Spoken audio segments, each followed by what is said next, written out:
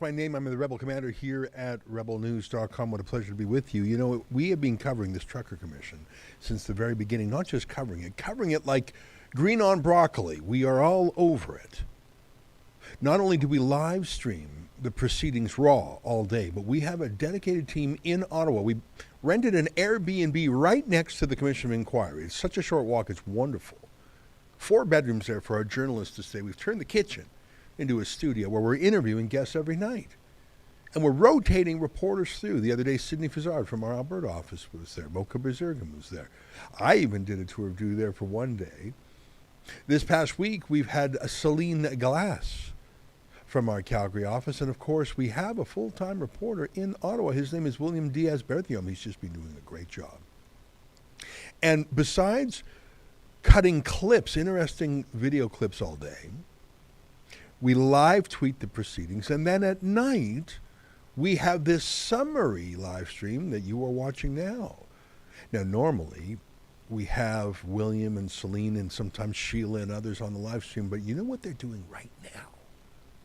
They are scrumming Brenda Lucki, the RCMP Chief Commissioner, handpicked by Justin Trudeau, and you can see why. You know, Shakespeare said, "What's in a name?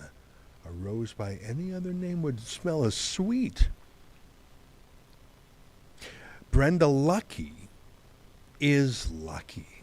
She's lucky she was appointed because she lacks the ethical integrity or the experience to be a chief commissioner on her own. She lacks the charisma to command the RCMP.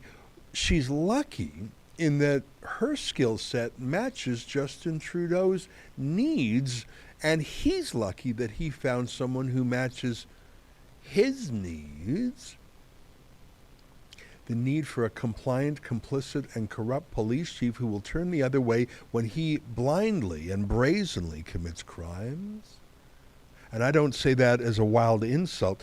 We know, for example, that when Justin Trudeau illegally accepted a $100,000 secret vacation on Billionaire Island in the Bahamas, courtesy of the Aga Khan, we know that the RCMP went through what Trudeau did, had a flow chart, and said he broke the law.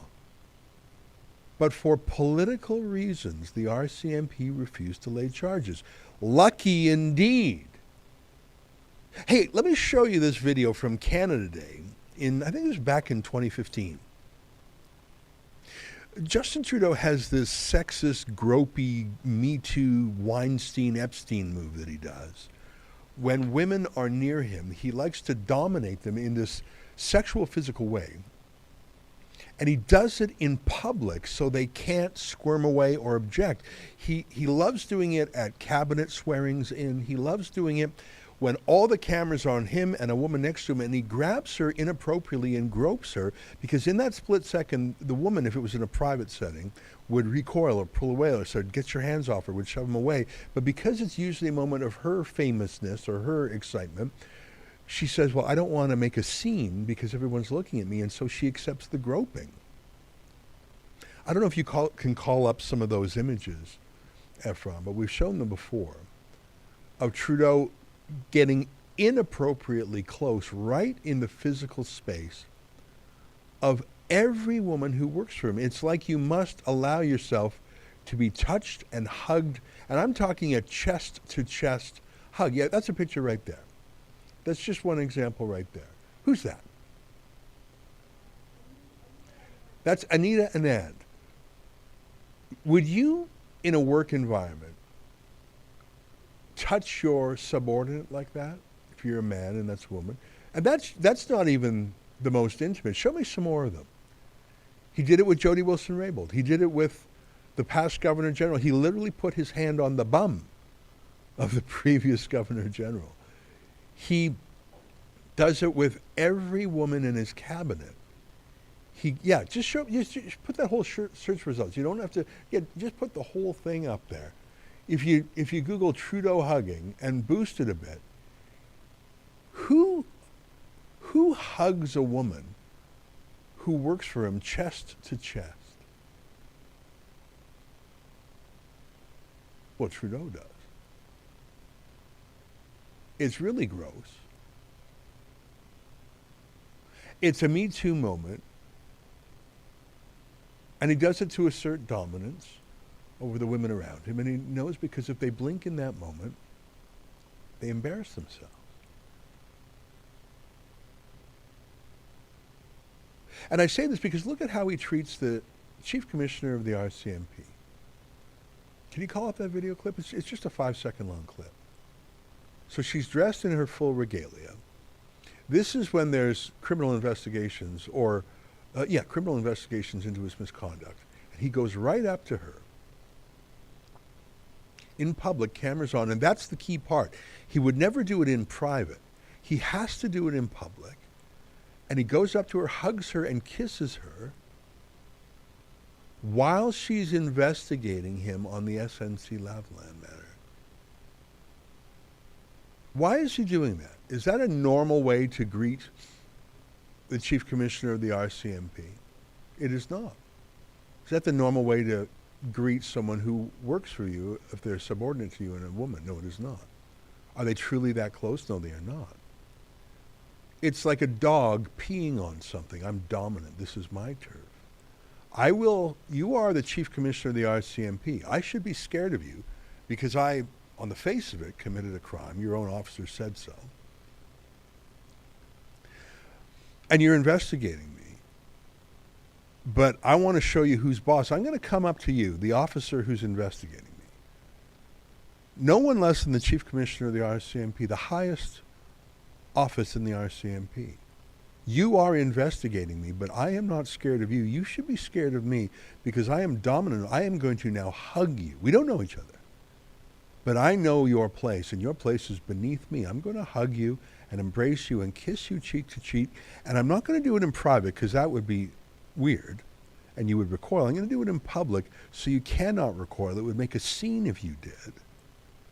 Because I want to let you know who's boss. And Brenda Lucki is so lucky because she's willing to go along with it. She will literally do anything to get that affirmative action appointment.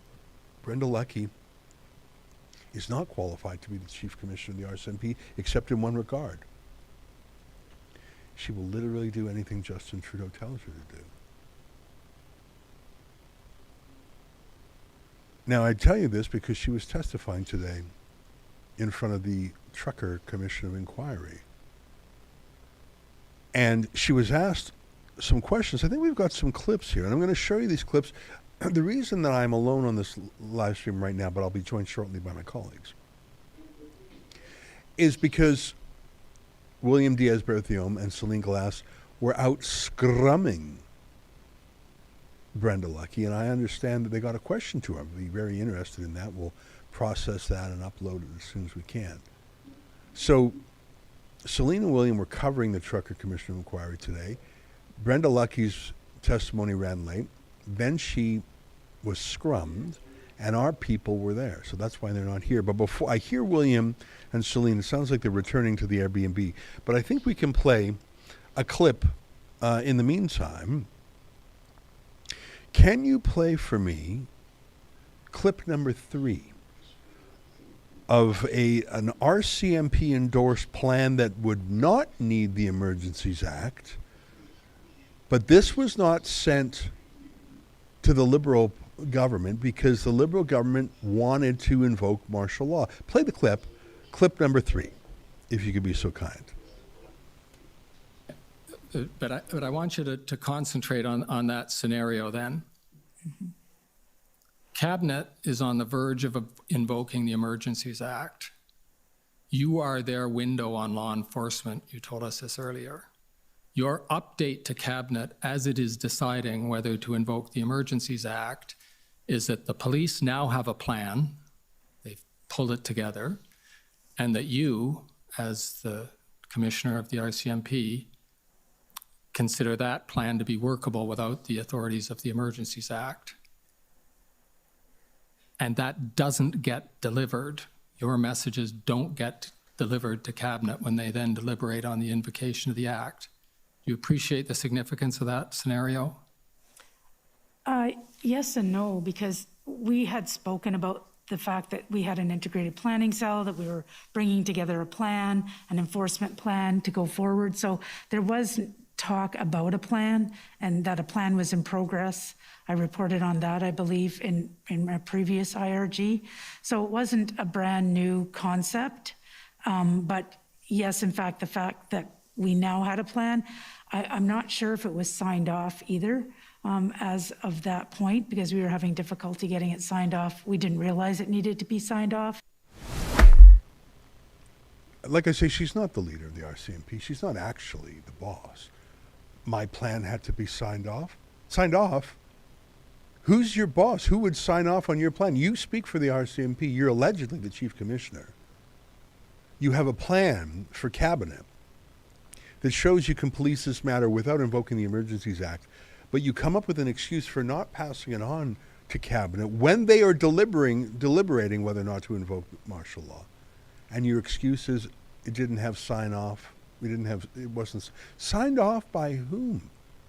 If the chief commissioner of the RCMP cannot sign off on it, so who's managing her? Who's her handler? She certainly seemed out of the loop. You would think this would be the number one thing on her mind. But she didn't really make too many inquiries. She's learned her lesson. She's smarter than to ask too many questions when Justin Trudeau wants something. What Justin Trudeau wants, Justin Trudeau gets. Look at clip number 5. Do you think that maybe the head of the RCMP would talk to the spy agency CSIS, which is all about intelligence? Do you think that maybe they would talk about what's going on, or would that, again, get in the way of Trudeau's plans? Look at clip number 5. Right. And the minister never asked you what your opinion was with respect to whether or not there was a Section 2 CSIS Act security threat. Is that correct? In respect to what? Whether or not there was a threat under Section 2 as defined in the CSIS Act, if there was a threat to the security of Canada. No, he would have to ask CSIS. Right. And CSIS, you're aware, told him that there wasn't. That's what I've been told. So You're going to have to. Thank you. Those are my questions. You know, she's just not really aware, but, you know, she has other things to do, like shutting down investigations into Trudeau's tampering in the SNC Lavalin trial. Now, I hear in the background that our team in the Airbnb studio is getting ready. In fact, I can see them on a preview screen. They're almost ready, but we'll play one more clip in the meantime. Again, it's Brendan Miller, a lawyer for the Freedom Convoy, sponsored by the Justice Center for Constitutional Freedom, who presses Brenda Lucki about her past political interference. I don't know if you remember this, but there was a mass shooting in Nova Scotia. And Brenda Lucki called up the local cops and said, we need you to make certain public statements that work with Justin Trudeau's campaign platform to ban guns. So can you say these things and release certain things? It's got nothing to do with policing. But we really need a favor from Trudeau, and I'm telling you to do this. Here, take a look at clip number 4, Brenda Lucki. Oh, what's that? We're going to go to an ad first. Okay, here's an ad. Take a quick look. Oh, hey guys, have you checked out our Rebel News store lately? You really should, because we're always adding fun things into the store. As the news changes, I guess so does the merchandise. We've got something for everybody. We've got a great selection of pro trucker merchandise, like this excellent honk honk shirt right here that will surely drive all your liberal friends and relatives absolutely crazy, although I don't think the trip is all that far. But right now in the store, this is my very favorite t-shirt, and I know t-shirts. Free Tamara, in support of convoy leader Tamara Leach, as she is treated like a common terrorist by Justin Trudeau's government for her role in the peaceful weeks-long street party against COVID mandates in Ottawa. I've got great news though, if you can't decide which shirt is your favorite, because right now at rebelnewsstore.com, you can use the coupon code FALL, F-A-L-L, and buy 2 t-shirts and get 25% off. And as always, shipping is free. So head on over to rebelnewsstore.com, pick your 2 favorite t-shirts, and save 25%. Thanks, and remember, free Tamara.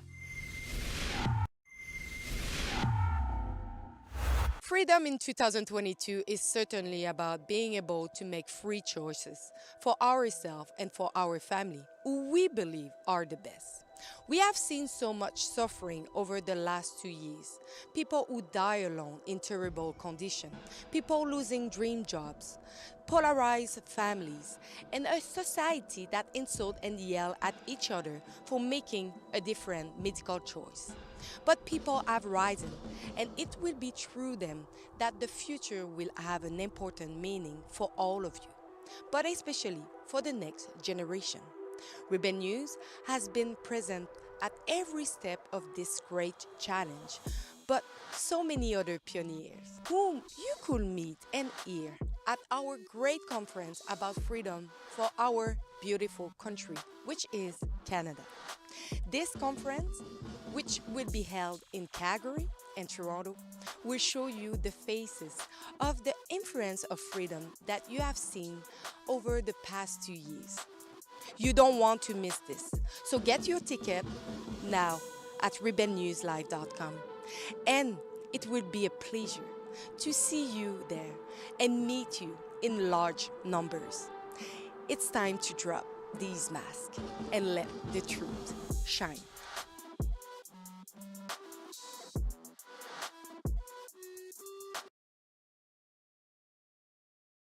I like that Rebel News Live. I like Alexa Lavoie's approach to things.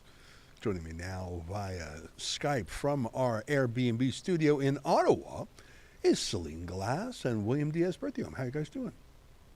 Pretty well, How are you? pretty well. We just did a scrum with Brenda Lucki in Ottawa, so that was interesting. I know. I was killing time. I was dancing and singing on stage here just to keep people entertained until you came back. And I understand that in the Airbnb studio, we have Ava Chipiuk, one of the lawyers for the truckers. Is that right? That's right. Absolutely. Yeah. She's to our left currently. Well, Ava, I'm sure you're there. I don't see you on camera right now, but it's a pleasure to have you on the show. Now, I was trying to give people a little bit of background. Hi, Ava. How you doing? Nice to see you. Hello. How are you? I'm pretty good. I'm here in Toronto, and I was not paying close attention today, but the one thing I did see out of the corner of my eye was that Brenda Lucki was wearing a mask. I understand that no one else was wearing a mask, not the other cop right next to her, not the judge, not the reporters, not anybody.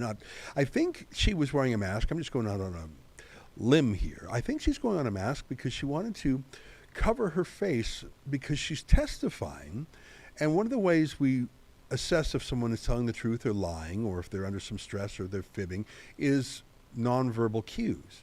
Some people have a tell. In poker, what's your poker tell when you're bluffing? It's one of the reasons why judges believe in in-person testimony. You have to, and we use the phrase, look your accuser in the eye. So if you're giving testimony that is politically curved, and if you're maybe trimming and embroidering the truth as needed, you probably want to wear a mask. In fact, you'd probably wear sunglasses too if you could get away with it. That's my theory about why she was wearing a mask today. She looks like a blooming fool. Yeah, well, I mean, it was the first witness that we saw, I believe, since the beginning of the inquiry that was wearing a mask. Pretty sure Matthew Fleury was wearing one as he was walking outside. You know, the best friend of Catherine McKenney, the failed Ottawa mayoral candidate, who's not the mayor of Ottawa, thankfully. So both of them were wearing a mask, but you're right, it's the first time that she was on the stand. Some people on Twitter were speculating, saying that it was because she didn't want the people to hear her whisper, as Catherine McKinney did. I don't think that's a very good theory, but yeah, no, it was surprising to see. Well, I think it was also. Go ahead, Sorry, Celine. go ahead, Ezra. No, you go No, ahead. I just think it was also kind of symbolic of just being muzzled, silenced, because she didn't have a lot to say about anything. She really did a lot to actually deflect and to make up every excuse as to not be able to recall very relevant general information that is a part of her job to recall. So I think just in the spirit of symbolism, that was really just all people needed to see, is she would not say anything. She silenced herself. You know, that's very poetic, and that's very true. I think of a mask in a number of ways to conceal, but as a muzzle, that's so obviously the case here. She's very useful to Justin Trudeau. There's nothing he can do that would raise her ire. He can tamper with the SNC-Lavalin prosecution, no problem. He can accept a bribe from the Aga Khan that the Conflict of Ethics Commissioner says breaks the law, but Brenda Lucki has nothing to say about it. So she's muzzled, and she's a perfect fit for Trudeau. Now, let's stop the preamble and get straight to the news. You guys went to scrum her. You followed her to a press event. I think we have the footage coming in shortly, but tell me, What was it like? I assume there were a lot of reporters there. Where was it? And did you guys get a question in? Tell me what you just did. Yeah, so basically, as she was coming out, Brenda Lucki took about 10 to 15 minutes just by herself to relax. I mean, she's been testifying for 9 hours. It's very understandable. So right after she came out, after that little short break, we were all the journalists behind the line, and we asked her a lot of questions. There was one, full credits to her, one mainstream media reporter. She was wearing a purple shirt. She asked most of the questions that I wanted to ask. Like, she was really going off on Brenda Lucki. She was asking her, don't you think that your testimony will make you look more or less credible to the eyes of the population? Why were you saying something in an email and then testifying to a different thing in front of the commission? She was really going all out on her. So she stole a few of my questions, but that's totally fine. I asked her, so one of the first questions that I asked her was, as the RCMP commissioner, as a commissioner, someone that's pretty high level, you testified that the Emergencies Act allowed the police officers to move to Ottawa more safely, and in a manner that they could never have done without the Emergencies Act, which, I mean, that's normal. You're granted extraordinary powers. You can't do that without the Emergencies Act. But you didn't say that it was necessary. So in your professional opinion, looking at Section 2 of the CSIS Act that says that it has to be a threat to national security and that says that it has to be fully necessary, do you think that the invocation of the Emergencies Act was necessary? Because I wanted a yes or no answer, since she didn't give any on the stand. And what did she say? She said it was useful. She did not say it was necessary. She did not give a yes or no answer. Where have you heard that before? Yeah, That sounds familiar. From everyone else, from every other witness, they always say that it's useful but never necessary. And the second of the three questions that I asked her, I failed to remember the third one, but I believe that the second one that I asked was, as an RCMP commissioner, how did she not know that it was necessary to have a court order in order to freeze bank accounts and freeze assets? That was shocking to hear. Yeah, and she told me that she knew about the assets, that she wasn't too sure about the bank account. So no, I think that we saw that this woman is totally unfit for the job, and I truly doubt that she will stay commissioner for a long time. Huh. You know, I think the reason that she is in the job is precisely because she never holds Justin Trudeau or the Liberal government to account. She forgets things. She's not sure of things. She's not consulted in things. She doesn't write them down. She doesn't remember them. She writes a report on behalf of the RCMP, but no one signed off on it, so she didn't give it to cabinet. I don't know who would sign off on it if it not for the chief commissioner. So in many ways, she's the perfect RCMP commissioner for Trudeau. There is nothing he can do that will make her stop. That's right. Stop him. There is nothing he can do that's too much for her. And I think it's deeply embarrassing to the country, but it's delightful for Trudeau. Oh, of course. Well, we've been seeing that all day in her testimony. I mean, she couldn't recall anything that happened. She couldn't recall any meeting. I did not know. I did not see anything. I did not hear anything. She couldn't remember anything until the lawyer for the government of Canada arrived and asked her a question that I guess she was prepared for. But I found it surprising when she was asked more difficult question, and she said, I don't remember. This is probably one of the biggest instances of police force, of the police using extraordinary force in the past decade, and probably in one of the biggest in the history of our country. And she did not remember what happened in the meetings that she had. I mean, I don't know what you think, but I think that's just ridiculous. Well, do you recall that the longest period of time that we did watch her speak for was in regards to how she believes that Canada is inherently a systemic racist country, and how the RCMP is doing all of these things and putting all these provisions into place to prevent systemic racism in this country when I believe this is one of the most vastly diverse melting pots that we could see like from anywhere else in the world in comparison to Canada. So that was the only time that she actually went up. That was the longest point So, she spoke on. This is a Trucker Commission inquiry into Trudeau's invocation of martial law. She doesn't remember anything about Trudeau's invocation of martial law. She doesn't know anything that the RCMP did or the cabinet did or CSIS did. But boy, she's got a lot to say about Canada being racist. How did that even come up today?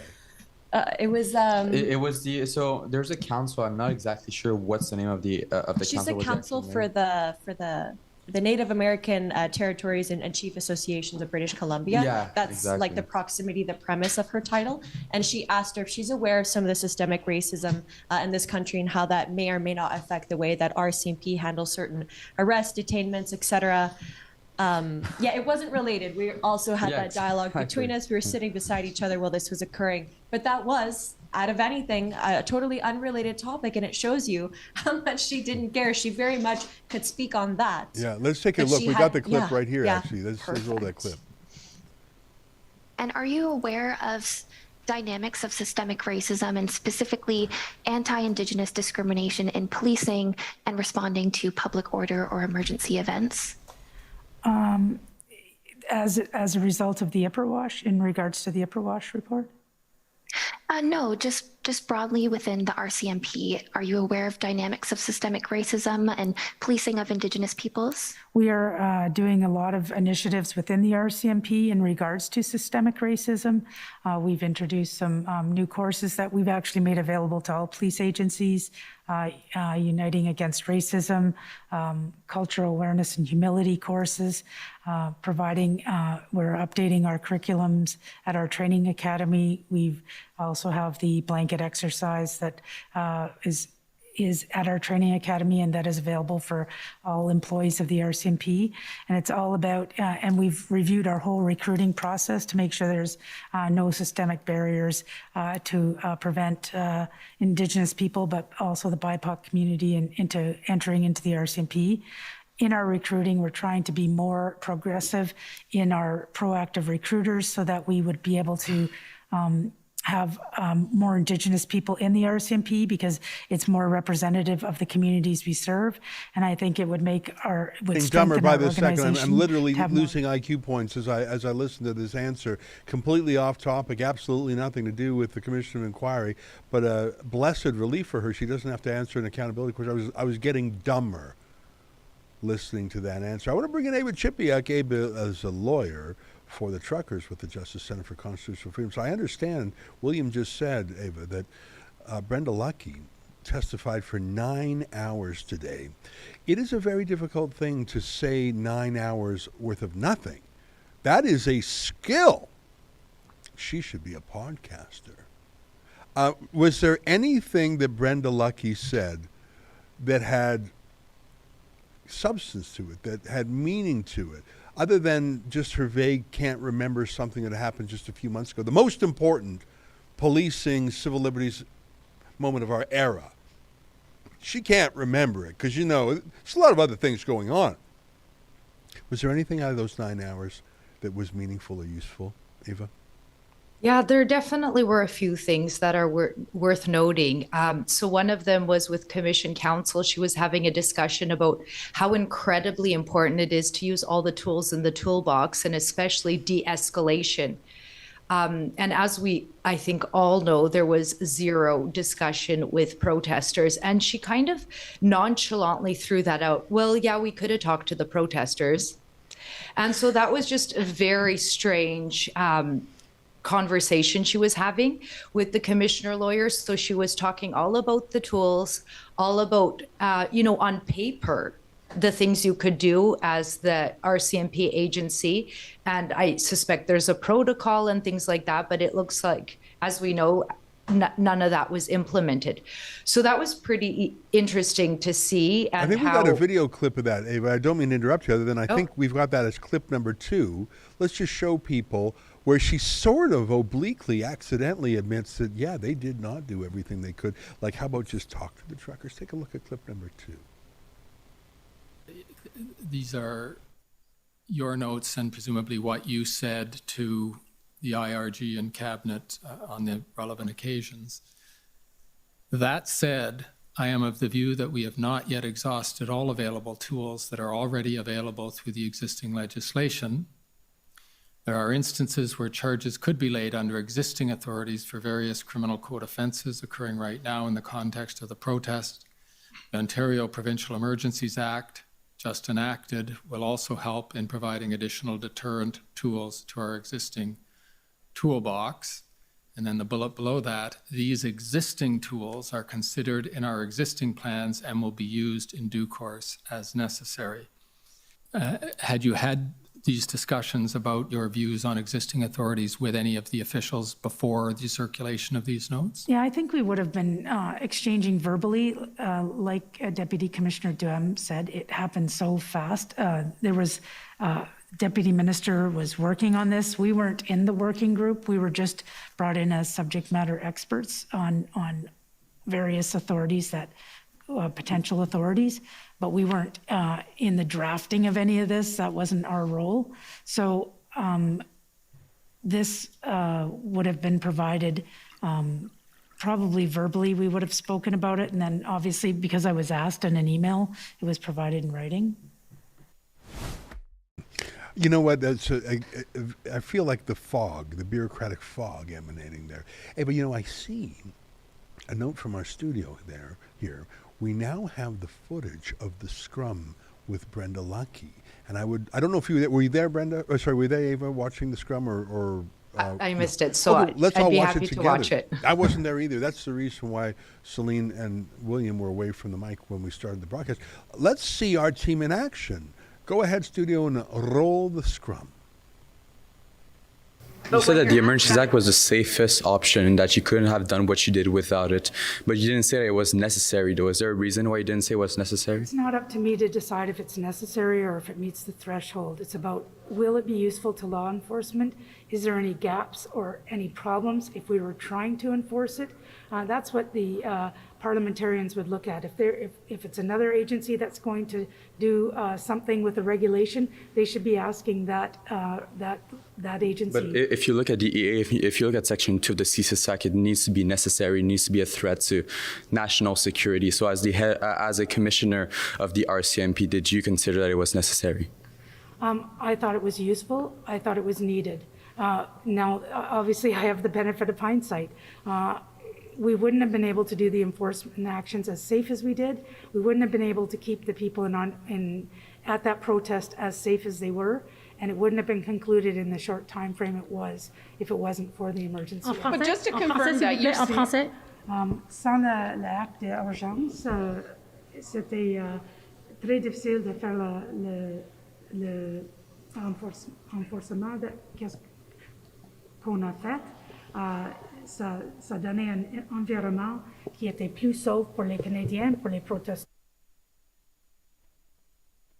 Manière qu'on a faite qui était Let me hop back plus in. sauf. I paid close attention, William, to her answer.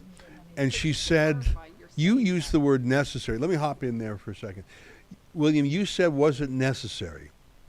And she said it was needed. It was needed. That's a synonym for necessary. And now her explanations were BS. She was saying it made it safer for the protesters. Really?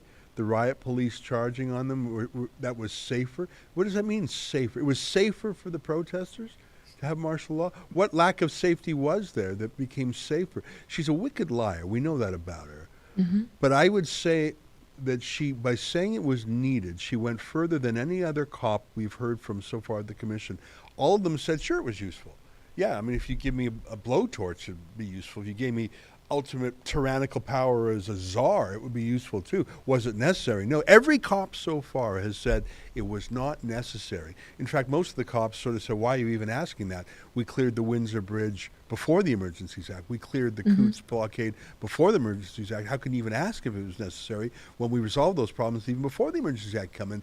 Brenda Lucki has gone further than any other cop that I have seen reported. You guys correct me if I'm wrong because you're watching every day.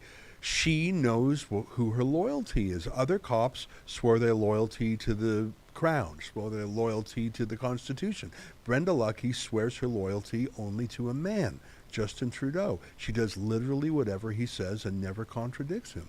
And so when asked by William Diaz-Berthiaume of Rebel News, was it necessary under the CSIS Act, she says it was needed. She's a wicked liar who serves one man. Yeah, well, I think another difference to the other cops is that the other cops, when they said that it was helpful but not necessary, they were under oath. and she was talking to me outside of the commission, so she Very wasn't good she wasn't under oath anymore. And just by the way, there's a third question that I asked. I think that our clip was cut a little bit weird because we saw the French question, but there's also another question afterwards that I did ask to her at the end. But anyway, yeah. Well, so let's go to that one. I didn't mean to interrupt, other than it was in French, and I just wanted Yeah. to say something quickly about the use of the word needed. Let's go and watch your second question, and then if I can ask our friends if they can find the reporter in purple that William mentioned who asked good questions, well, I would be delighted to see those. But let's see William's second question. Let's take a look. Yeah, plus sauf. C'est les pouvoirs de la But on February 13th, your advice to the government was that the proper decision. And just to put a finer point on it, you are aware that fact you did. So what do you say to the fact that you guys didn't put everything on the table, including going out to the I think streets it's and have talking to. to the There were certain people designated under this group.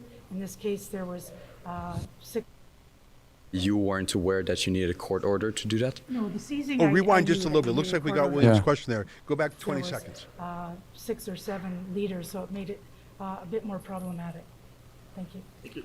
And you said during your testimony that you didn't know if you needed a court order to seize the bank accounts as freeze asset.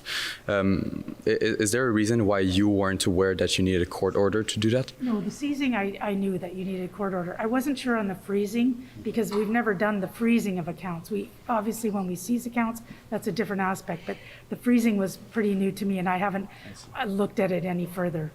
Thanks, everyone. Thank you. Could you imagine the head of the RCMP thinking that you could just freeze someone's bank account without a court order, without the Emergencies Act? How do you not know that? Did she think you could just poof, you're frozen like a magic wand? What a just incredibly embarrassing to the country that is the Chief Commissioner of the RCMP. I'm sort of stunned by it, but I guess you can never be surprised. Yeah, well, it really showed. I mean, during her testimony, she was joking about losing her job. She was joking about welcoming a new replacement soon. But yeah, the purple lady is between those, but I'm not sure that we cut it.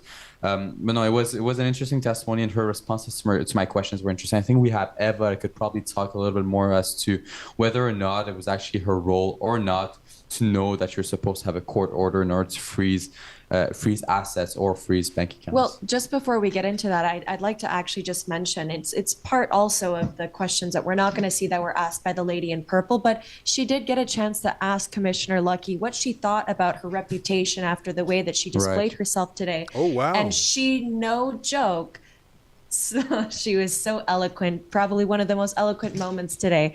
She stood there in front of everyone at that scrum and she said that she's not going to be replaced and that she'll retain her position as commissioner. So I think that just shows you how deep Trudeau has his hooks in her.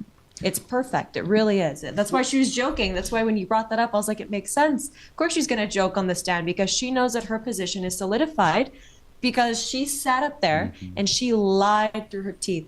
It was ridiculous. It was crazy. You know, I look in the United States, Janet Reno, one of the worst attorneys general in history, responsible for the massacre at Waco. You would think that you massacre men, women, and children, you just might be replaced as attorney general. No. Because now you would literally do anything for the president if he keeps you on. And so Janet Reno blocked and protected Bill Clinton, no matter what he did, because Janet Reno did something worse. She killed children. That's not an exaggeration. That's not hyperbole. That is what she did.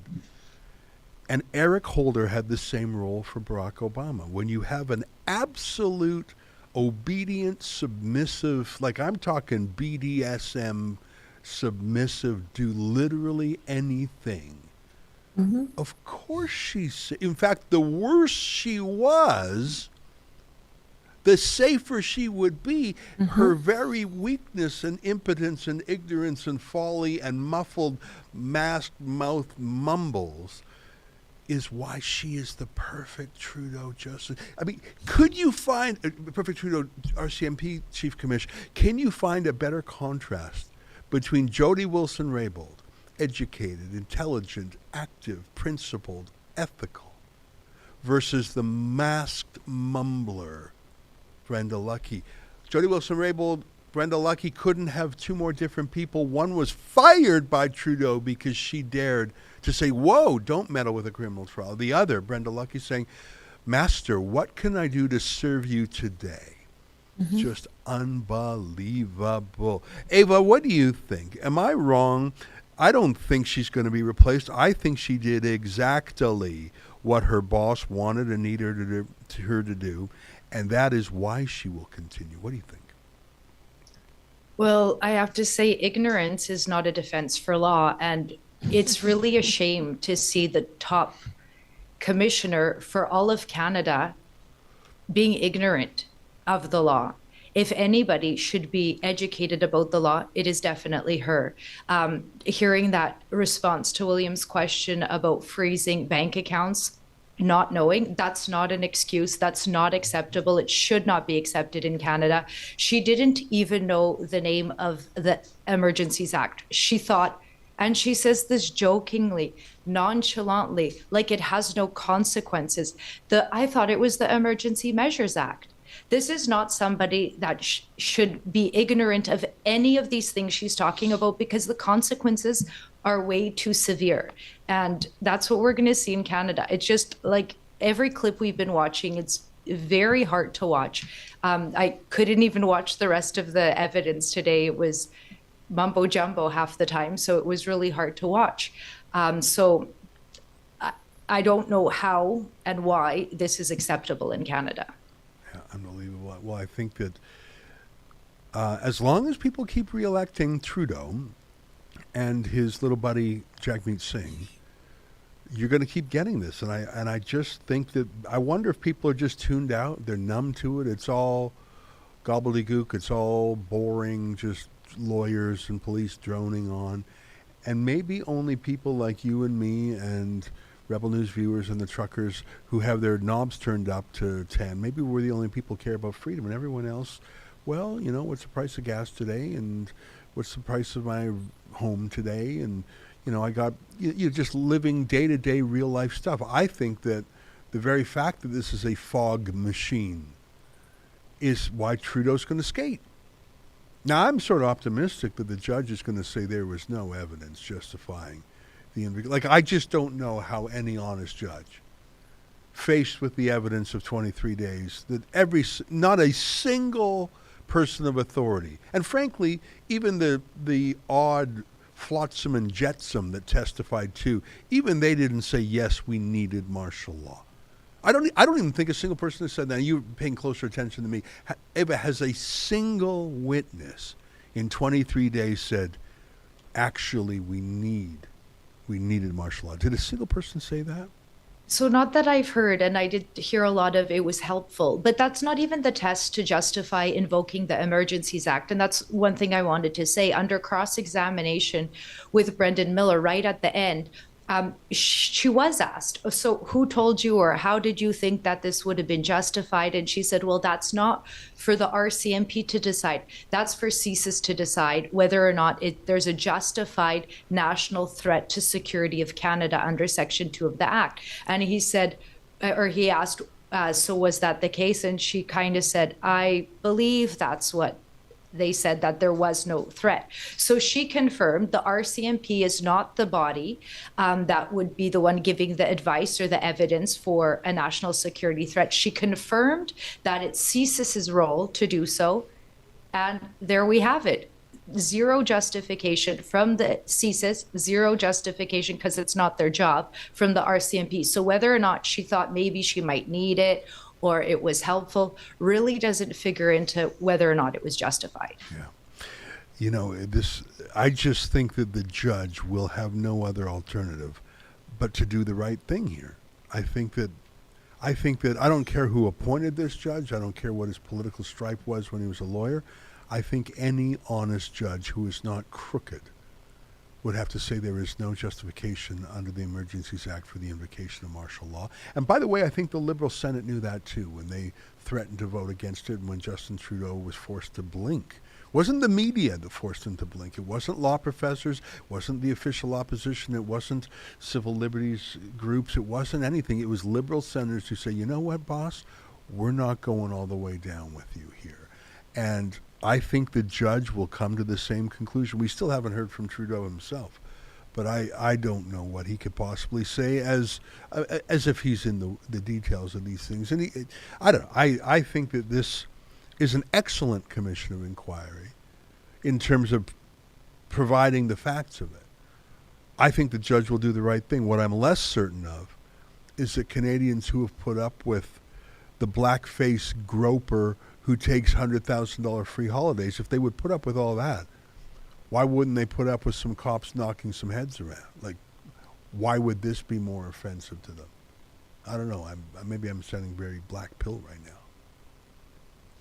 Well, I'm hoping that this is the straw that broke the camel's back. At some point, we have to say, this is enough.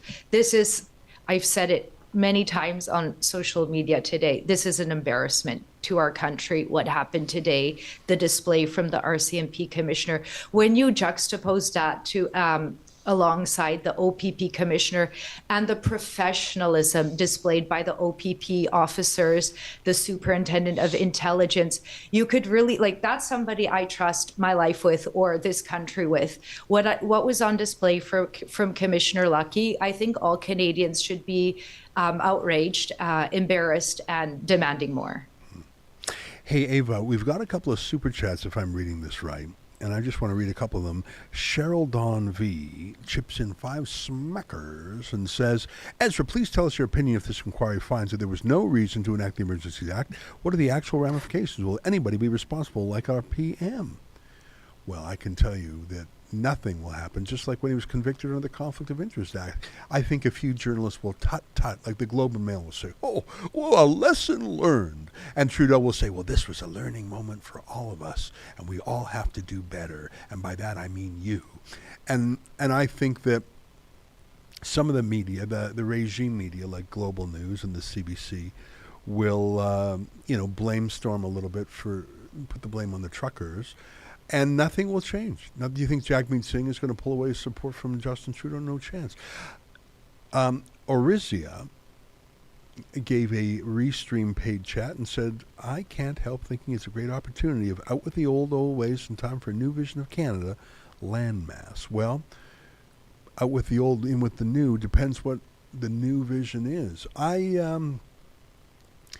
I think that there are some eternal values. You don't have to always come up with a novelty. Freedom, limited government, personal responsibility, judging people on the content of their character, not the color of their skin. Those are my traditional values. And I wonder, Orizia, if that's the same with you. Hey, Ava, thanks for standing by there. I want to check with our studio team if there are more interesting clips from that scrum. William said that he thought the lady in purple, we got to have a Kijiji ad. You were the lady in purple at the scrum on Tuesday night. I was William Diaz-Berthiaume, an 18-year-old reporter for Rebel News. You asked great questions. I was amazed. You took the words right out of my mouth. We must meet again. I see like a personal ad or something. Who is this mystery woman in purple?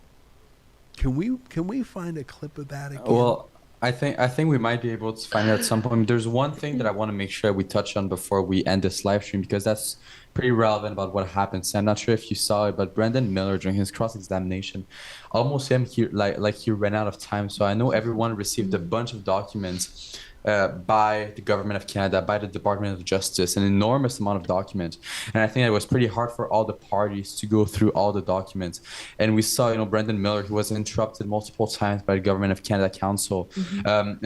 As I said, almost he ran out of time. So can you walk us through what went on during Brendan Miller's cross-examination, why it seemed to be a little bit different than other times? So last night, Brendan brought a notice to the commission just saying that the Department of Justice in the last week or so put on the database over 1,000 documents, and some of the documents are 1,000 pages a document. So we're talking about tens of thousands of pages of documents. So he made that known to the commissioner, because I don't think he actually knows that. The commission lawyers are doing a really good job of keeping all of the procedural stuff away from the commissioner until it's something of note. And he said that, look, there's lots of really important documents coming out. We haven't had time to look at it. And so today, when he was doing his cross-examination, he was asking for more time because these are relevant documents, relevant to these witnesses that were just dumped on all the parties in the last 2-3 days. And even with that, he did get a bit of leeway with time, but the commissioner was really keeping a tight timeline on him as well. Yeah, that's fascinating, William. I'm so glad you raised that. You know, there's two ways to handle a demand for transparency and disclosure.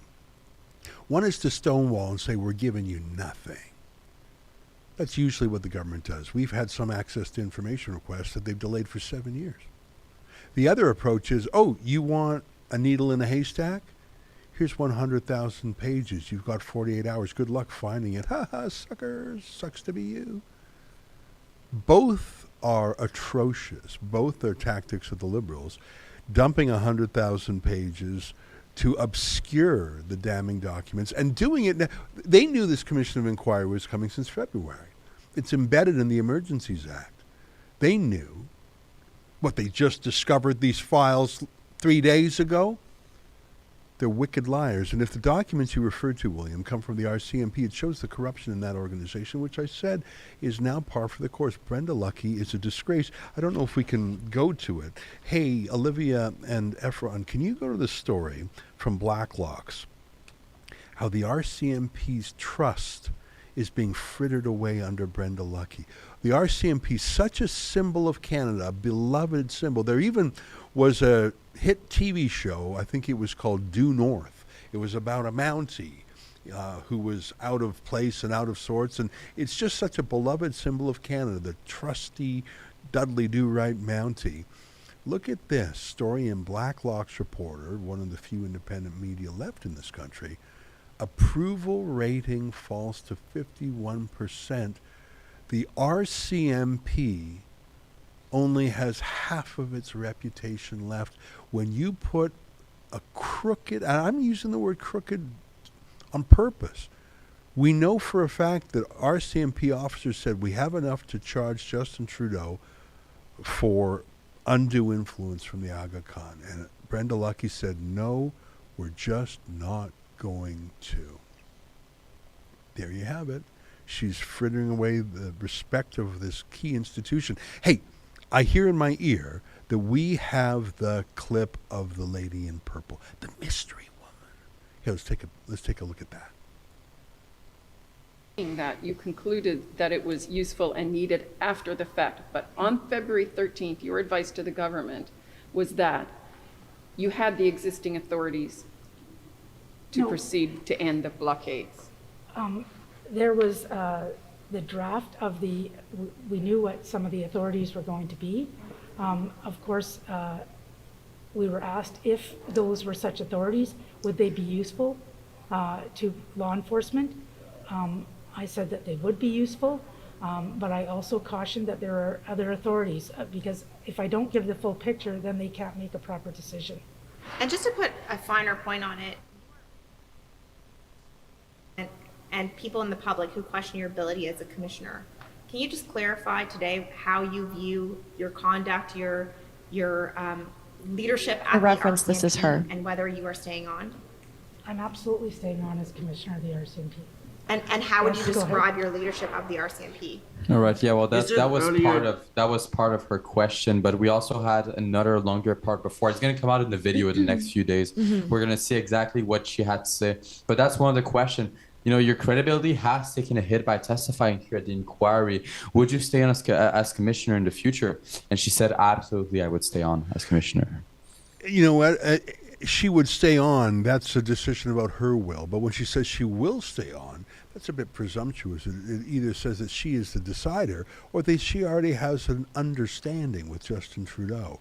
If she protects him, he'll protect her. That's my analogy with Janet Reno, the butcher of Waco, and Eric Holder. There was no errand too dirty for Eric Holder to do for Barack Obama. Conservatives don't act that way. Conservatives have some sort of a deep respect for attorneys general and justice ministers. They treat the rule of law almost like a sacred thing, whereas those on the radical left see it as merely a tool to be used. And Brenda Lucki is a disgrace to the uniform. That's not my opinion alone, as I showed you in that Blacklock story. Under her watch, Canadians have turned against the RCMP. What a shame. More than a century to build up that reputation, and it's frittered away. Well, let's see. My clock says it's 7:56. Do you guys normally run an hour, or do you go a little longer? What's your style for these live streams? Well, it's usually about an hour. Depends how much our guests have to say. I know as Eva always has some insightful things to say. Same thing for Keith Wilson and pretend lawyer Tom Morazzo, who's a Freedom Convoy intern, who said that he was a lawyer the last time he came on. But yeah, it depends what happened throughout the day. But I think Eva, one of the most important things that I wanted to touch on was what happened with Brendan Miller with the cross-examination and everything. And I think Eva explained it very well. No, Eva, if there's anything else that came out of today's testimony that you'd like to touch on? Thanks for putting me on the spot. I did have 3 things, and I know we went through 2. Well, one thing we could just let the audience know is that one thing, again, it was just interesting to see how our dear friend Brenda would throw out certain things, and I'm just going to put it out there. An email was shown with a timestamp, and she said, "That's odd. Normally I go to bed by 10 o'clock.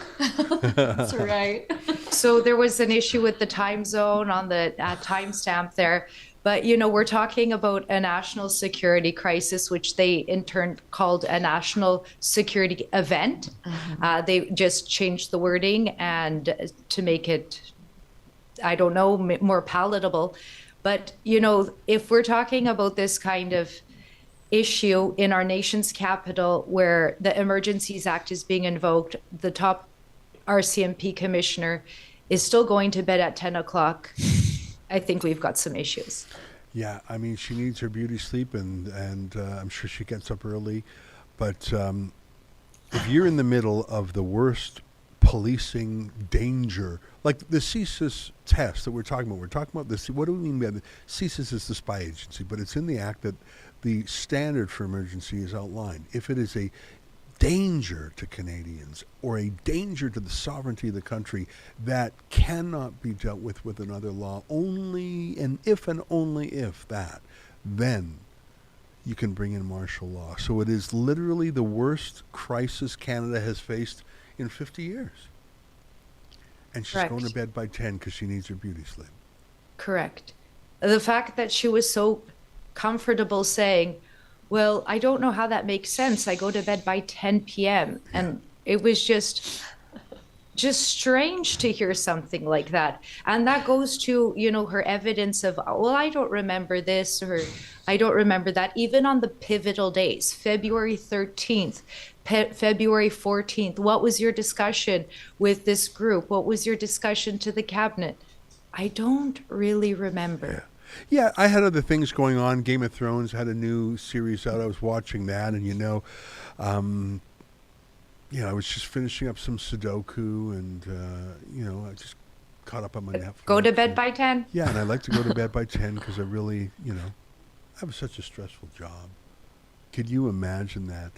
Well, Ava, it's great to see you again. Thanks very much, and thanks for your excellent advocacy on behalf of the Trucker Convoy. I'm so pleased with how the Justice Center has done. You guys have 7 lawyers, I think, and you really are making the commission your project. Brendan especially is doing such a great job up there. I think he is the MVP.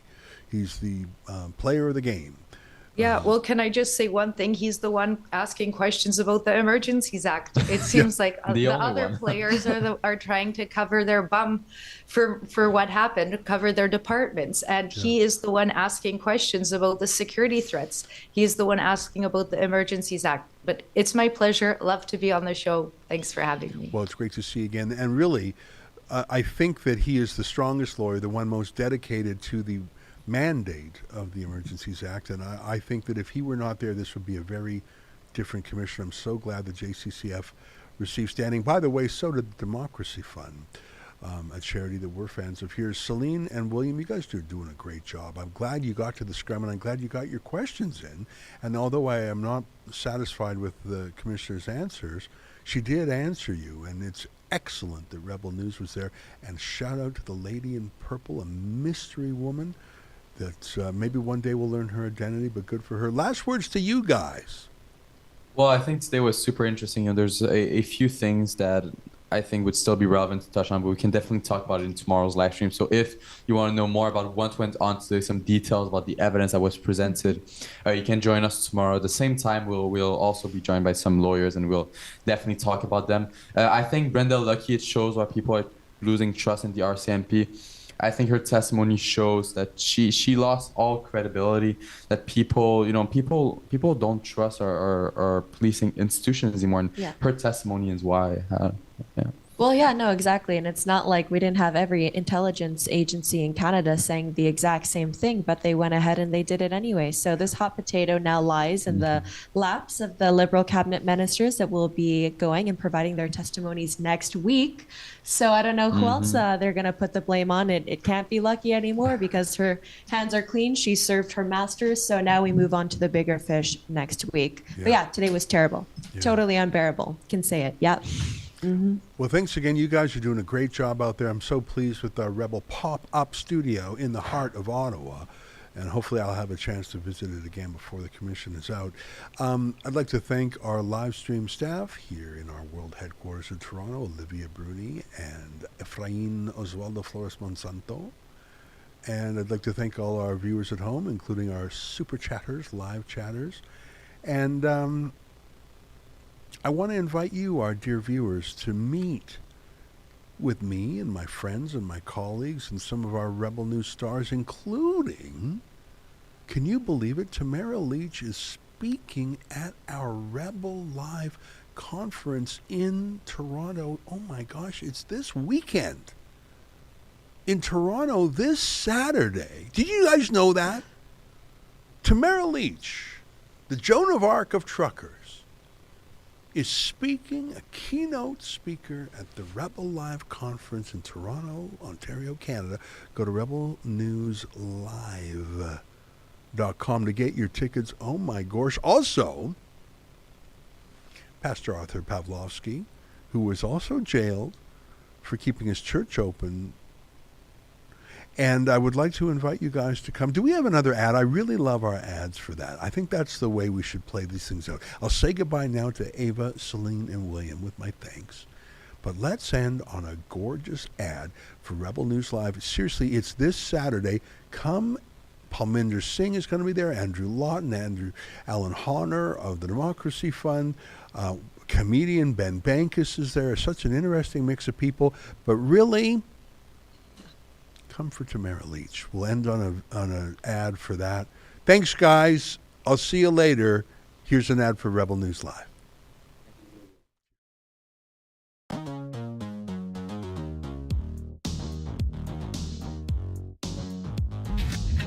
Freedom in the year 2022, for me, folks, it means the return of Rebel Live. Now, Rebel Live is an annual event we used to put on before the man, or was it the COVID Karen, made us shut it down during the pandemic years. It is a freedom fun fest, if you will.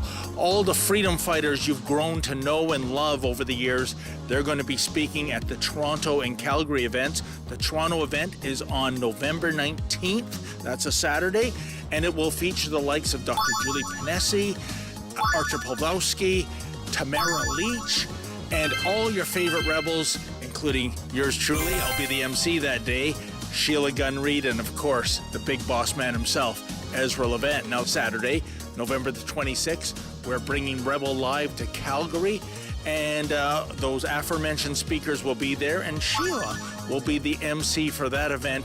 You don't want to miss it. It's an all-day Freedom Fest. I know there are certain would-be conservative leaders that think freedom is overrated. You know we don't think that way. I don't think you think that way. So if you want to get a ticket, please go to the website. They are going fast. Go to rebelnewslive.com. That's rebelnewslive.com. Get your orders in, and as Billy Red Lions used to say, folks, don't you dare miss it. Don't you dare miss this one.